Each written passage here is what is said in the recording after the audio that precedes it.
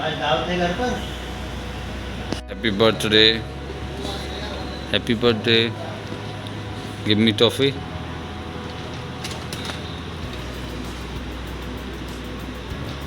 एक तो खाली है इसमें से, ये मुझे एक और टॉफी चाहिए। नहीं ठीक है, थैंक यू थैंक यू, नहीं एक ही बहुत है, ठीक है। Happy birthday, God bless you. Okay very good, today is a birthday, thank you so much, God bless you बेटा। Yes you can go.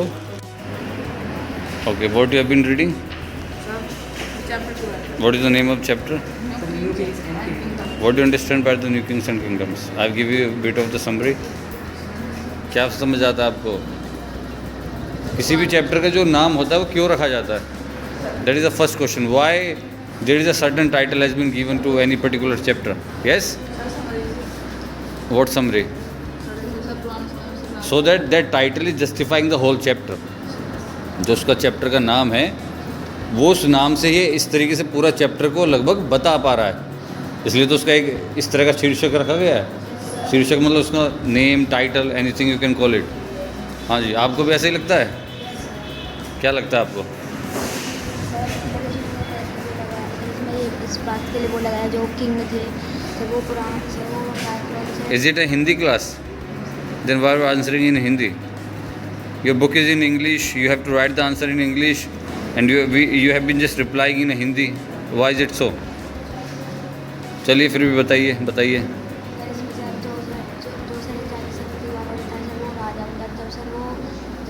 There is a formation of new kings that we have seen time to time.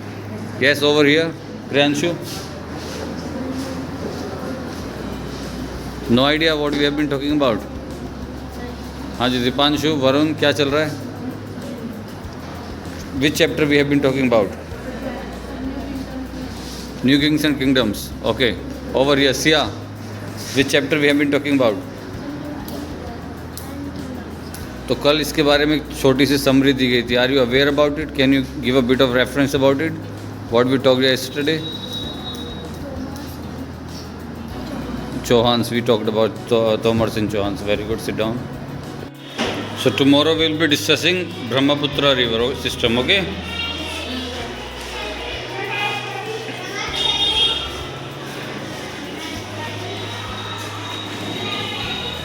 What does the democratic government actually mean? Though we are living in a democratic government, our country is pure democracy, but we are not aware about it. Yes? हाँ, बहुत बढ़िया, very good. सबको democracy चाहिए लेकिन पता नहीं है मतलब क्या है। Yes, okay, this is all we have discussed till now, की elements of a democratic government. So over here, who will like to say few words on this topic called democratic government? What you have understood till now which we have discussed?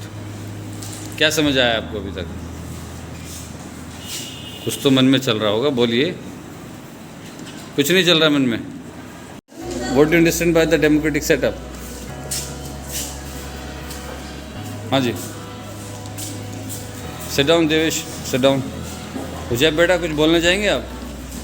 कुछ नहीं बोलना चाहेंगे? No comments. ये अच्छा मिल गया है class में। क्या ऐसा एलिजिबल है बोलना नो कमेंट्स? नहीं है तो कुछ तो बोलना पड़ेगा।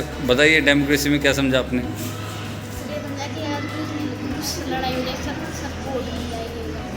सीधे कोर्ट चले जाओगे?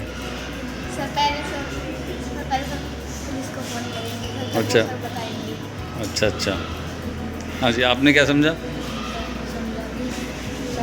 क्या हमारे यहाँ पे जो इलेक्शंस होते हैं उसमें क्या धोखेबाजी होती है?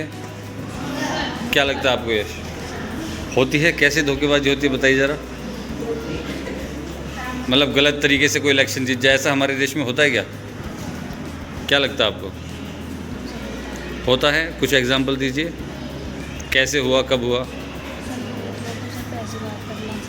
पैसे बांटते हैं, ये गलत तरीका, पैसे नहीं बांटने चाहिए। और okay, that is also one of the negative point. And that's it. South Korea में ये हो चुका है। साउथ कोरिया और North Korea? North Korea.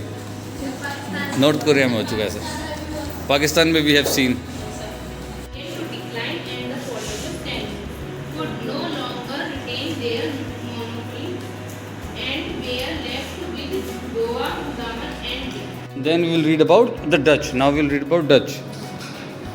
Keep on reading, keep on reading. The Dutch in India. The Dutch East India Company was established in 1602. India. The French in India. The French East Company was formed in 1664. They You have to read till this Chola Empire, till architecture, and tomorrow we will take it from here. Okay?